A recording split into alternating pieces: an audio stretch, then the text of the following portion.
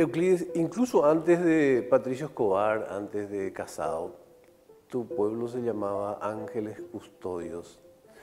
¿Sentiste o sospechás que alguno de ellos te protegió en algún momento de tu vida durante la dictadura? Nicanor suele decir que a él le protege una legión de ángeles. A mí me parece que es un dúo de ángeles el que a mí me protege. Y Puerto Casado muy poca gente sabe que se llama de los ángeles. Y en estos días, fíjate vos, después de tantos años de pertenencia a la tierra chaqueña, unos compatriotas míos están tratando de recuperar el engañoso obsequio de la secta MUM, que después de comprar las tierras de Casado, regalaron un pedazo a cambio de una expropiación, que después la corte anuló esa expropiación. Oiga, hay quilombo. Sin embargo, tantos años y tiene tanta historia. Sí. Nunca me he de son pueblos olvidar con que historia, ¿no? los salesianos decían que el quebracho necesita 60 años para tener la sustancia tanífera suficiente. Pero Yeitipa jamás el proceso de reforestación. Quizás le faltó solamente un Maneco Galeano que le escribió una canción, como a Pinasco. Maneco le escribió a Pinasco. Lamentablemente no nació en Casado. Hubiera nacido en Pirizalo, en Cerro Colorado. Pero es igualito, ¿eh? Sí, sí. Para cualquier casadeño, escuchar Puerto Pinasco es la descripción más diáfana de lo que es. No solamente desde el punto de vista geográfico, sino desde el punto de vista espiritual. El indio y el obrero, ¿eh? El chivato y el tallú, el macate y el río. Pese a que saliste muy chico, digamos, ahí debe aportar su mística, ¿no? El origen aporta mística. Bueno, yo salí muy chico, pero no dejé nunca de ir. Por ejemplo. No de Valle Cañí. No nace Valle Cañí, porque llegaba noviembre, mis últimos exámenes, que siempre fueron gloriosos. Al día siguiente tomaba un avión y me iba a Puerto Casado. Y ahí estaban mis amigos de infancia, que se convirtieron en mis amigos de adolescencia. Y en Puerto Casado, como todo adolescente del norte, una precoz incursión en el mundo de la pasión. Esto es muy... Entre macate y camarote. Euclides, hay una historia que me contó Juan Díaz Bordenave, un paraguayo que, con riesgo de ser olvidado, fantástico, maravilloso, de la integración que existe entre la política y la agricultura, ¿no?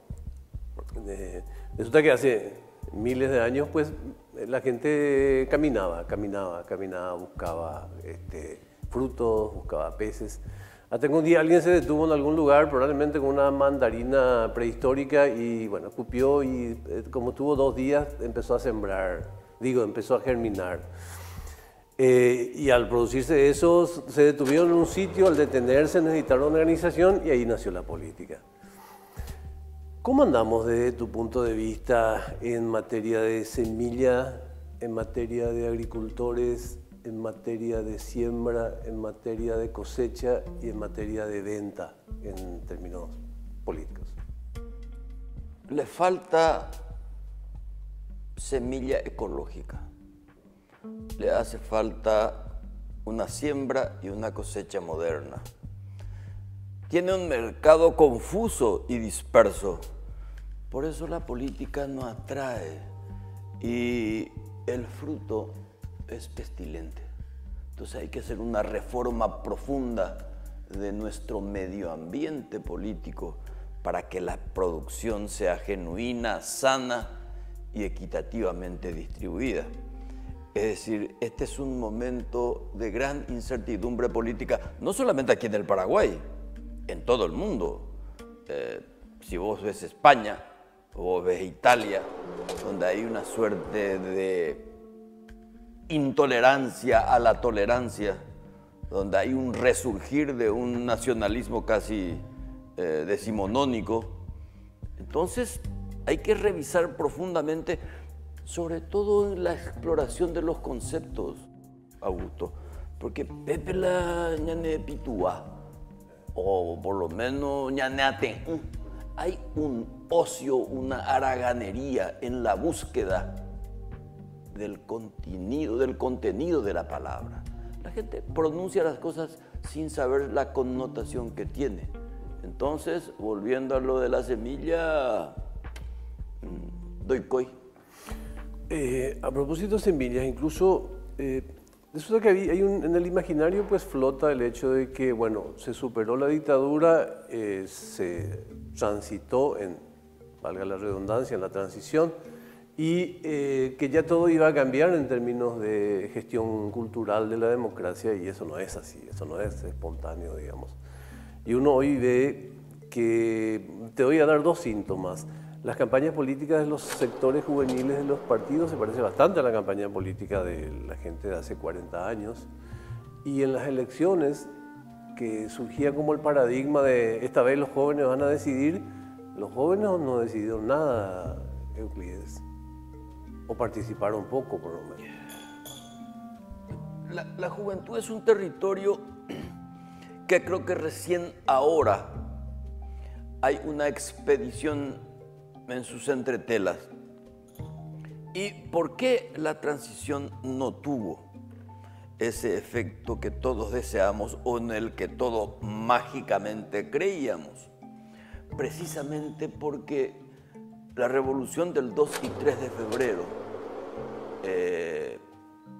como dirían los españoles, nos cogió sin una élite que entendiera estratégicamente el desarrollo de la recuperación de las libertades, porque eso es lo que se recuperó. La democracia no hubo nunca. Sí. Hubo espacios de libertad, 1946, democracia prácticamente nunca. Entonces, ese pensamiento autoritario, esa élite no existente, y por no existir, hizo que no se planteara un nuevo pensamiento. O sea, se fue el autoritario, pero se quedó el autoritarismo como pensamiento. Y eso hizo que las elecciones no solamente fueran amañadas, sino fueron maquilladas de un entusiasmo inducido por poderes fácticos, y finalmente terminó en lo que hoy es una transición interminable.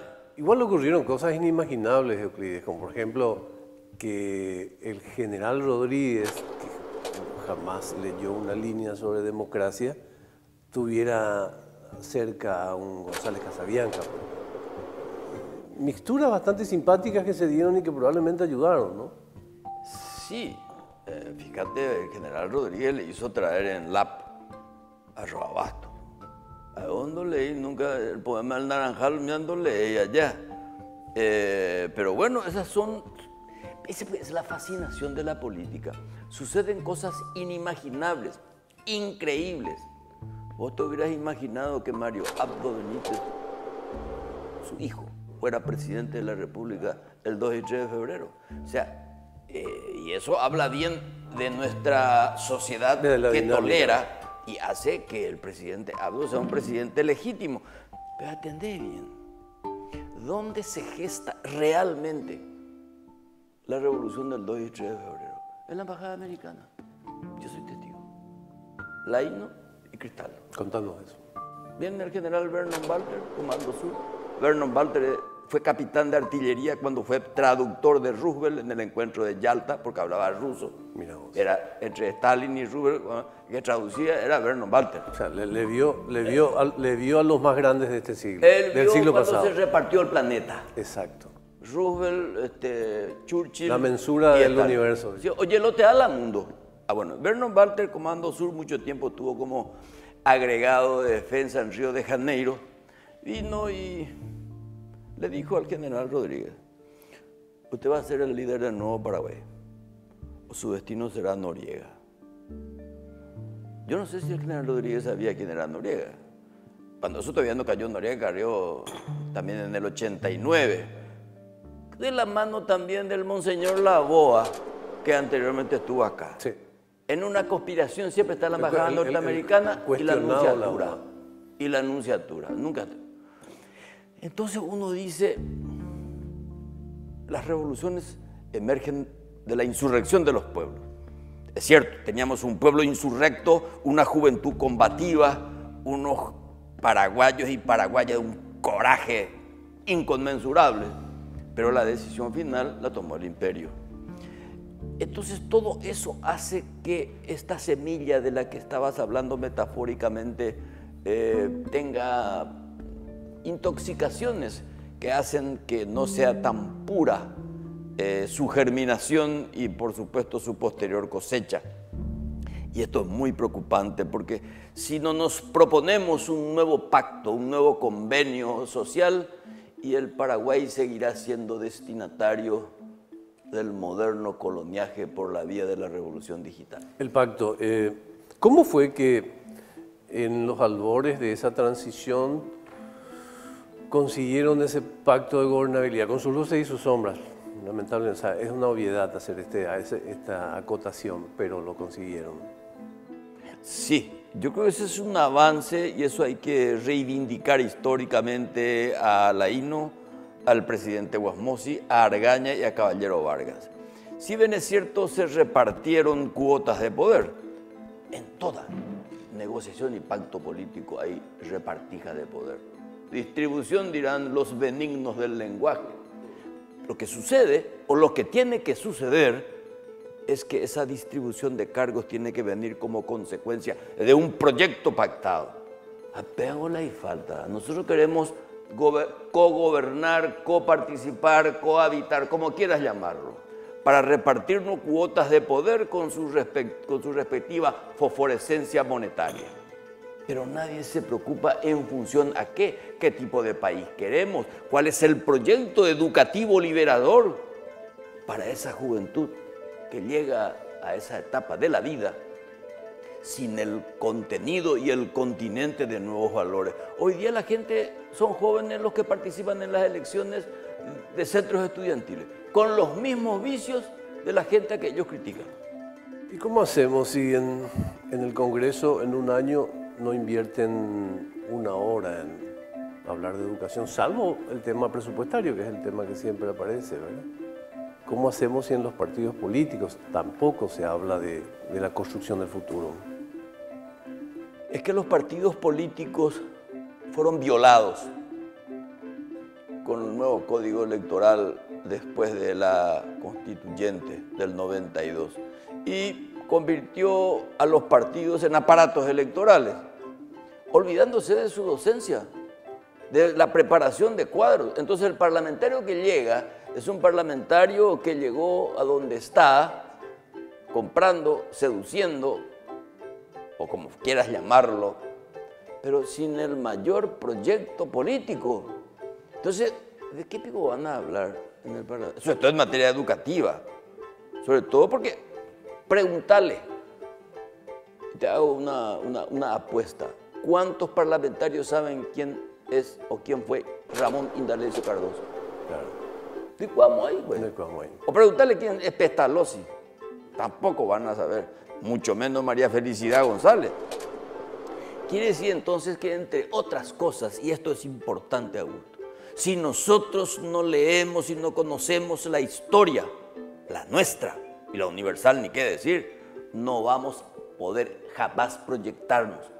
Por suerte, y yo no sé por qué designio celestial, ahora tenemos un montón de nuevos historiadores jóvenes, sí, que te hacen relatos deliciosos de lo que nos sucedió. Es lo mejor que pasó. Sin ninguna duda, a pesar del Estado. A pesar del Estado. Y a pesar de la puñetera intolerancia de esta sociedad mediocre y, sobre todas las cosas, engañada por la sociedad de consumo. A principios del siglo pasado, Euclides, en tren de lo que va señalando, estábamos debatiendo intensamente en los lugares en las plazas, en los lugares donde concurría la gente, sobre lopismo, antilopismo y compañía, un debate intelectual potente, con jóvenes potentes.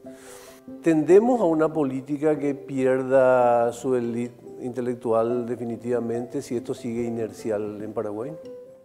Por supuesto que sí, vamos a tener una élite. O vamos a tener sociedades anónimas o sociedades de responsabilidad limitada que van a Nunca mejor bien dicho.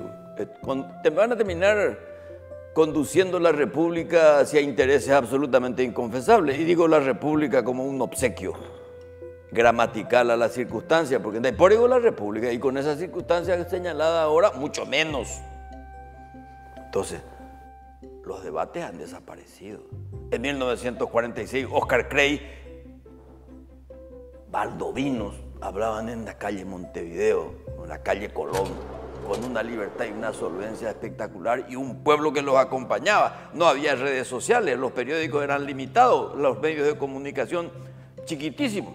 Entonces, algo sucedió, quizás probablemente ese sea la principal responsabilidad de las dictaduras que vienen desde el 47 en adelante, con espacios tolerables. El vaciamiento cultural. Sí. Vean el pecado y la violación de los derechos humanos, o entre ellos el peor de todo, la violación del derecho humano al conocimiento. Totalmente.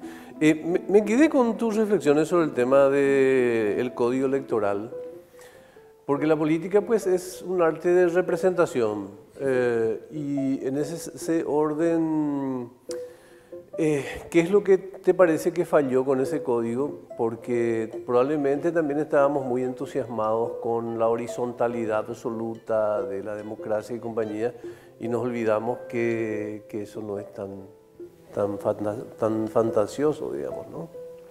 Nosotros de repente con el 89, con las libertades, con una creencia inducida, parecía que volviéramos a la época de Antequera o a las asambleas populares. Mamopio, estaba todo absolutamente maquillado, estaba todo orientado a que los poderes fácticos determinen quiénes iban a ganar las elecciones. Entonces, con el voto directo encima, se liquidó el entrenamiento de las convenciones para la representatividad.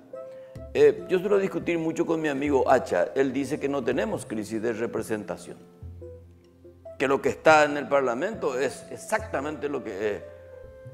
En alguna medida es cierto. Yo sostengo que hay una... La teoría de la coherencia de Gonzalo Quintana. Gonzalo Quintana habla de ese tema también, otro pilarense igual que vos. No hay nadie más coherente que el paraguayo. O sea, dice lo que piensa y hace su... Cierto también, pero... Euclides, hay políticos... Claro que hay crisis de representación, perdóname. ¿Vos te sentís representado en el Parlamento, Eremiche? No, pero... Mira que vos sos un tipo tolerante y tenés, digamos... Pilar, es extraño, lento, porque Gonzalo Quintana es un pensador que sigue coherente con su pensamiento liberal. Es una especie de Abraham Lincoln, pero está ahí.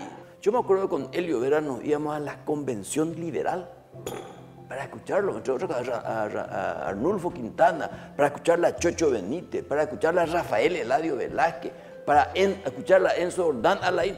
¿Dónde te vas ahora a disfrutar del encanto de la palabra? Eremiche.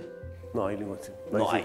Entonces, hay una crisis de representación en el sentido de que el Congreso no está vinculado, no tiene la temperatura social de sus votantes.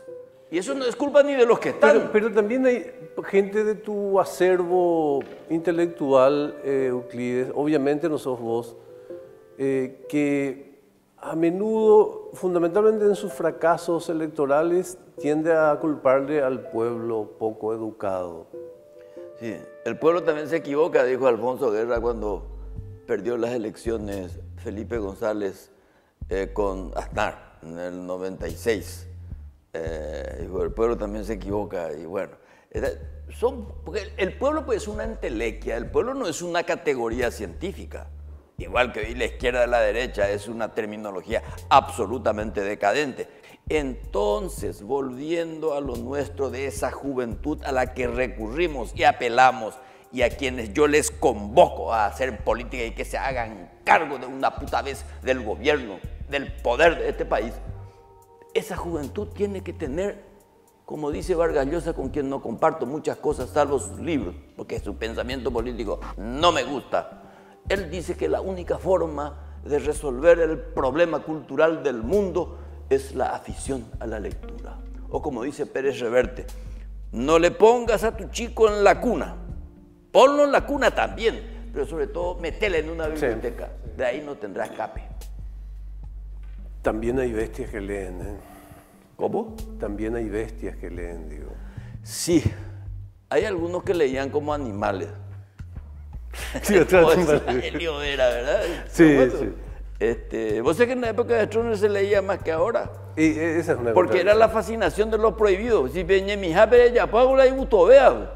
Entonces, se leía mucho más. Es más, había una suerte de competencia de quién leía más y la actualización. Probablemente no entendíamos mucho de lo que leíamos, pero como decía Perina, leía en la tapa de un libro. Vos sabés que en Inglaterra hay una asociación que adhiere a personas de todo el mundo que se quieren comprometer a luchar contra el cilantro o el curatú. Dicen, la comida más ofensiva que se conoce para el ser humano. A todas las cosas le ponen curatú. Yo odio el curatú. Te voy a explicar por qué. En uno de mis exilios forzosos a Piribebuy, me exiliaron a la casa de un tío mío, héroe de Nanagua, sastre.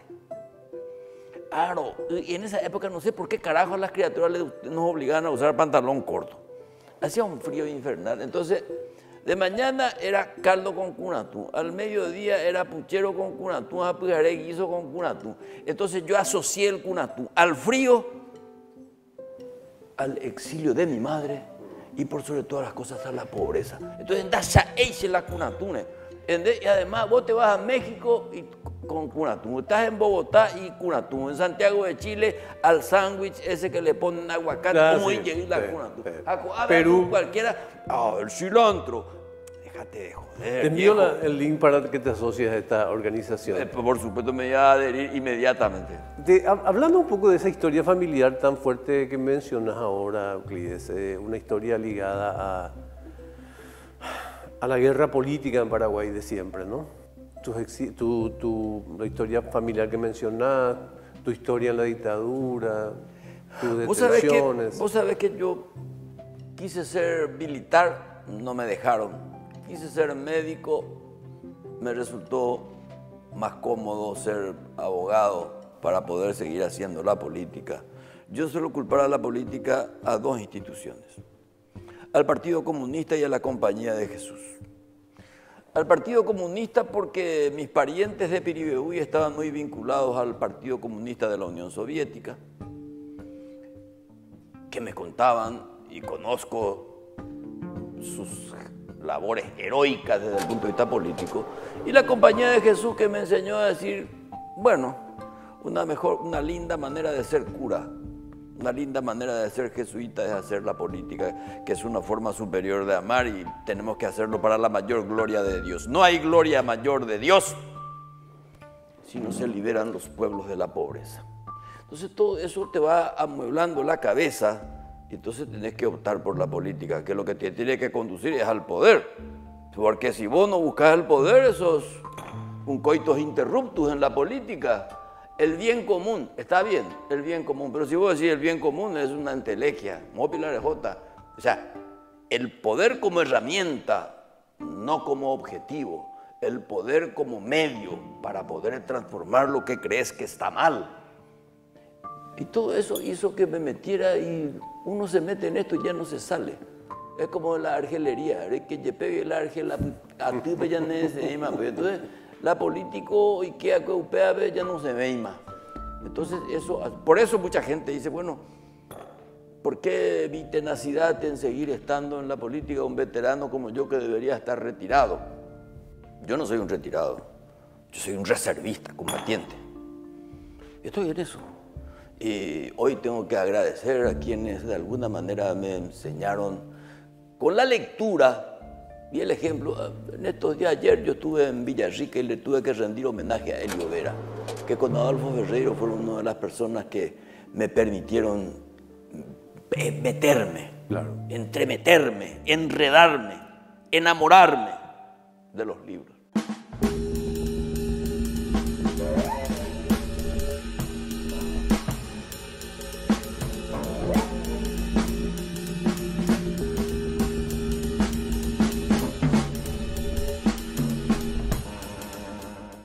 Si me dan la segunda chance, me hubiera encantado ser sacerdote y sobre todo obispo, para escuchar la confesión de los pecados de muchos que hoy lo ocultan.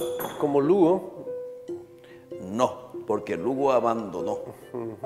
Abandonó formalmente. Lugo sigue siendo un cura. Lugo sigue siendo escatológico. Lugo sigue amando a la iglesia de la que se fugó para meterse en la política, que yo no sé si le encantó, pero también le produjo desengaños. No, si yo vuelvo a la siguiente vida y me hago cura y me hago obispo, no querría ser papa porque hay mucho quilombo, ¿no? Mucho quilombo tiene, aunque tenga el verano en Castelgandolfo. Sí, es un dato. No. Yo quisiera ser un obispo, pero un obispo en Nueva York o en Managua. Entonces, porque el mundo tiene que ser eso, humor, alegría, misterio. Nunca un futbolista, nunca... No, a mí nunca se me antojó. Pero un boxeador, boxeador, sí, me encanta. ¿Fuiste al gimnasio, hiciste de box? Claro, yo te digo, yo participé hasta de preliminar en el Estadio Comunero, en la esquina de mi casa. Disculpame por la acotación cursi que voy a hacer. Seguro que peso gallo, ¿no? Y por algo en la conversación, ¿En serio que fuiste boxeador? Sí, boxeaba, y en el colegio y en la escuela. Me pegaron mucho antes. Yo nunca me voy a olvidar, una vez me pegó mucho un compañero de escuela que hoy es mi amigo adorable. ¿Y por eso te hiciste? Bueno, no, vine a mi casa, le contaba a mi mamá me pegó más mucho. Más mucho. Se te dicen, pues dice, sígame carajo, aprende a aguantar. Mi mamá era muy firme, era una mujer emancipada, colorada, moreniguista, entre paréntesis. A propósito de quién fue, ¿quiénes son dos tipos que admirás en la historia del Partido Liberal, del Partido Colorado, del Partido Comunista, los partidos que se te ocurran? Y si pudieras un porqué de 10 segundos, 30 segundos. Sí, yo creo que del Partido Liberal no puedo decir, otro tan si elige Ayala, Ayala. Yo de país yo fuera. Además, elige Ayala, a pesar de ser honesto, a pesar de ser culto, mandó de una manera pelotuda. Vea, yo no se gusta ver más hoy. Y Eusebio Ayala, porque, bueno, no tenía ningún carisma. Entre los liberales, bueno, Albino Jara, ¿qué es lo que era? ¿Qué era Albino Jara?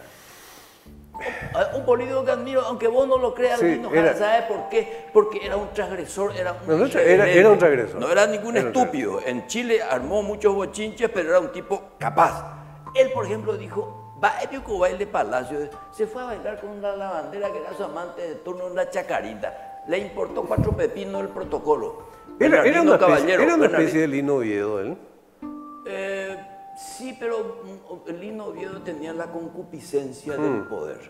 El otro tenía la concupiscencia del mando. De la resistencia. La sensualidad del mando. Era un tipo muy honesto. Bernardino Caballero era un capo de las negociaciones.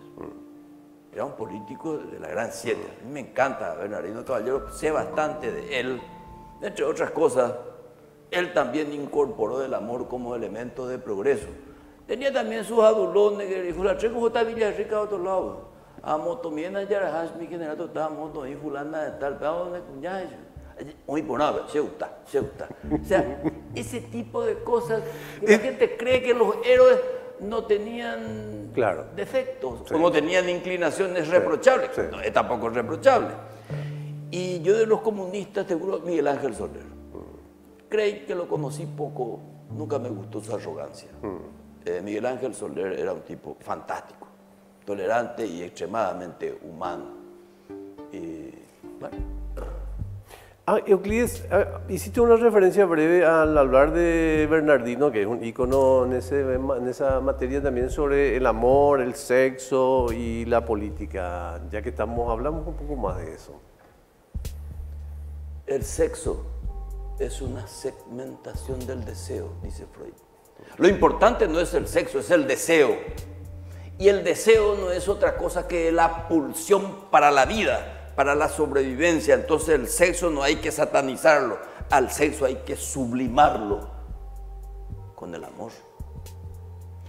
Lo que pasa es que de repente en una etapa de la vida uno entra en una especie de ejercicio de calistenia y más de uno nos quisimos definir como el kung fu del sexo en la adolescencia, ¿verdad?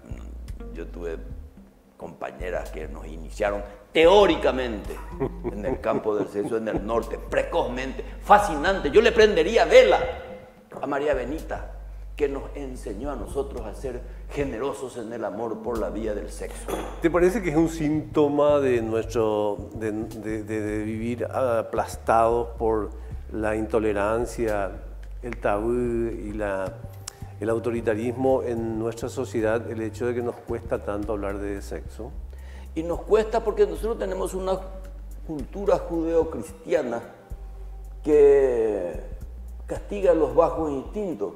Los bajos es por la ubicación en el cuerpo, porque es el instinto más sublime. Porque vos ni yo no hubiéramos estado aquí conversando, aquí ni en Piazza Navona, ni en un café de Buenos Aires, si no hubiéramos sido destinatarios o el fruto de la pasión, de la erección potente del amor. Entonces, ¿por qué carajo vamos a satanizar? Vamos a pedir atención, prudencia, higiene, pulcritud, conocimiento científico, pero no el desprecio ni el pecado. Además estuvo siempre muy vinculado con la pasión, digo, con la política, ¿no? Claro. La pasión, digo, la pasión amorosa. Sí, claro que tiene, porque en el fondo el deseo del poder es casi tan irrefrenable como el instinto sexual. Algunos, como el Führer, creo que fuera de Eva Braun no tuvo otras aventuras. Tampoco, era un tipo muy divertido. ¿Quién? El Führer. No, Arreón de Santoro con la Hitler. Re Santoro era. Y yo no sé cómo a un pueblo de filósofos, sí, como es Alemania, con el espacio vital, el Tratado de Versalles y la superioridad de la raza aria, le volvió loco. O sea que no sé si la frase es real o no, pero causó mucho revuelo e incluso satisfacción en sectores colorados. Y hasta no recuerdo muy bien si fue en la transición o fue incluso durante el estronismo, que probablemente en un círculo cercano a Prieto Yegros dijiste algo así como, si yo no era de este partido, podía haber sido colorado. ¿Cierto? ¿Dijiste? Dije y... no sé a quién le comenté, creo que fue a Lilian Samaniego, le dije, yo, desde el punto de vista pragmático, cometí un grave error en mi vida. Me hubiera hecho colorado porque nadie puede prescindir de una herramienta, ¿verdad? Los partidos son herramientas, no es una religión. Cuando cayó el Partido Colorado. Ahora no me puedo afiliar, pues sería muy oportunista. Además yo tengo una tradición de la que no puedo abdicar. Vale decir que sí, porque yo soy un republicano y yo soy un seguidor de lo que decía Ignacio Apane, de lo que decía Fulgencio R. Moreno, hasta la conferencia de Juan Ramón Chávez en el Teatro Municipal, que coincide con nuestro pensamiento. De allí cuente con la historia. Probablemente también mi estilo de comunicación. Conste que yo admiro muchísimo a algunos combatientes liberales que son fantásticos. Me acuerdo que los de Lalón durante la dictadura eran tipos que hoy día no sé por qué no están en el Parlamento, por qué no conducen el Partido Liberal, que fueron realmente héroes civiles, no fueron reivindicados. Calé se suele obstinar en plantear que el Partido Colorado es un partido casi progresista, digamos. Otros lo cuestionan, pero yo lo que me pregunto es, ¿hay pico algún remanente de ideología en la atmósfera en Paraguay en los partidos políticos? No. No por expresión de deseo, de tratar de etiquetarse, digamos. Y no, solamente se etiqueta, por eso es que yo creo que mucha gente posa. Tenemos una izquierda casi que se mueve en sectas, donde se discuten y hacen debates orgásmicos entre ellos mismos. Y tenemos una derecha vergonzante, absolutamente ayuna de contenido, simplemente se mueve por los poderes fácticos. ¿Por qué? Porque como decía José Duarte, las ideologías, sobre todo la palabra izquierda-derecha, no son categorías científicas, nunca fueron. Entonces hoy día, prácticamente, ¿cuál es la diferencia entre un colorado y liberal? Ninguno.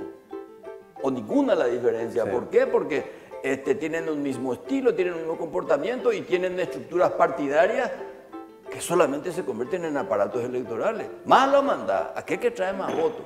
El Estado, se está hablando en estos tiempos, tan especiales en relación a la ingeniería del Estado, Euclides. ¿Y qué te parece primero la oportunidad de este debate? Para la modernización del Estado, la reforma del Estado, el mantenimiento del Estado, lo que quieras, siempre es oportuno, siempre. ¿Por qué? Porque el debate de la política pasa irremediablemente por el conocimiento del Estado. ¿Para qué hacer política? La sociedad y el Estado son categorías, no es ningún invento, absolutamente simbióticas. Entonces hoy día hablar del Estado, por eso es importante hoy día la recuperación de los partidos políticos. Me gustaría que el Partido Comunista fuera más activo, menos centrado en su cuadrículo, y los partidos estudiaran más su propia historia, porque sin estructuras políticas organizadas que son los partidos, los sindicatos, y no vamos a tener nunca una república, jamás.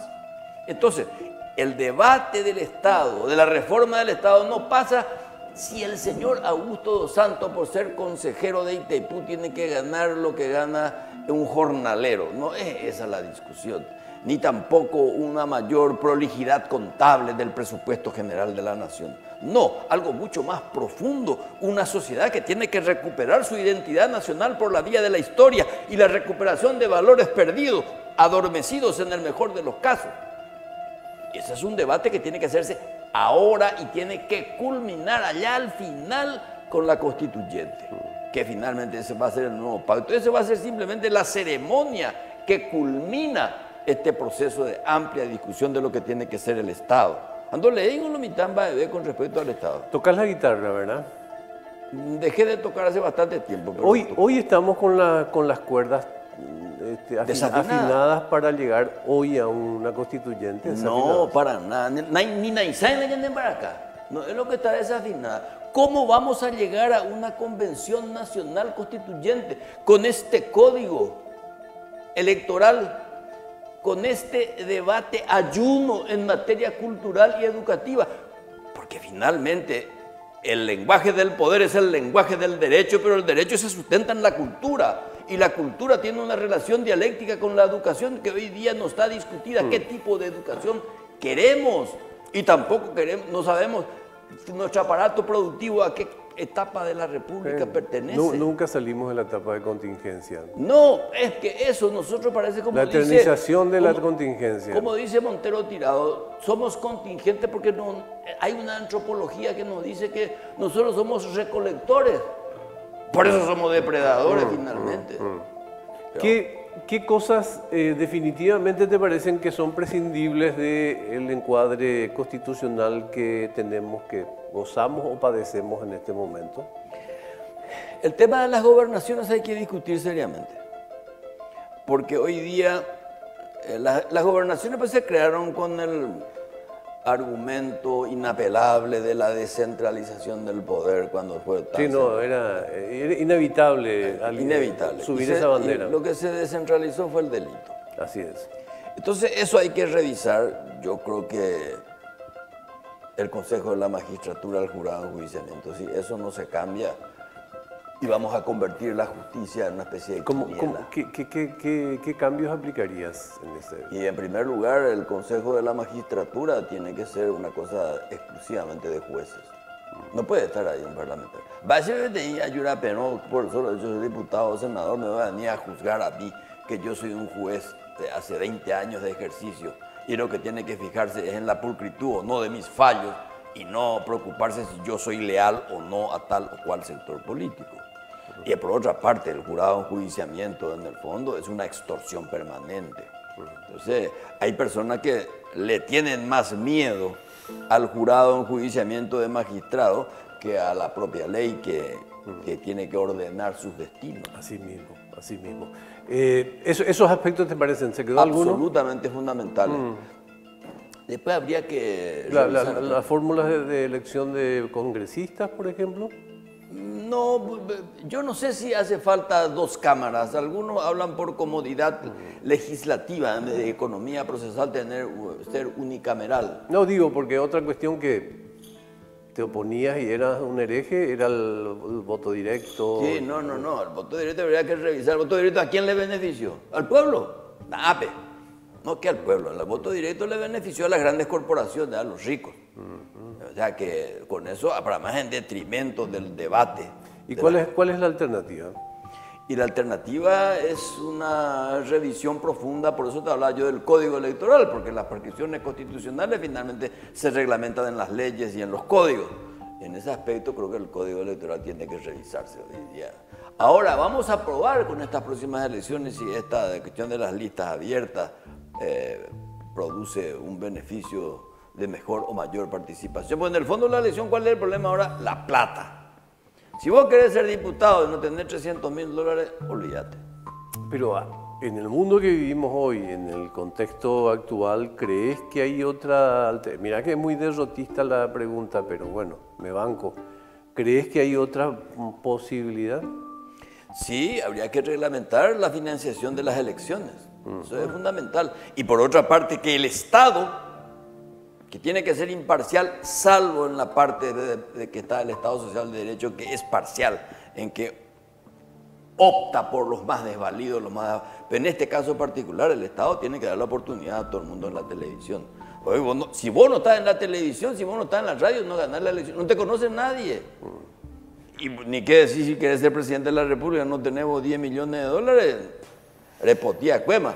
Y por ahí si alguien te presta, estás endeudado con él, hasta el final tenés que devolver esa plata. O sea, hay muchas cosas y eso se está revisando en todo el mundo. No vaya a creer que acá nomás, en todas partes cuesta mucha plata.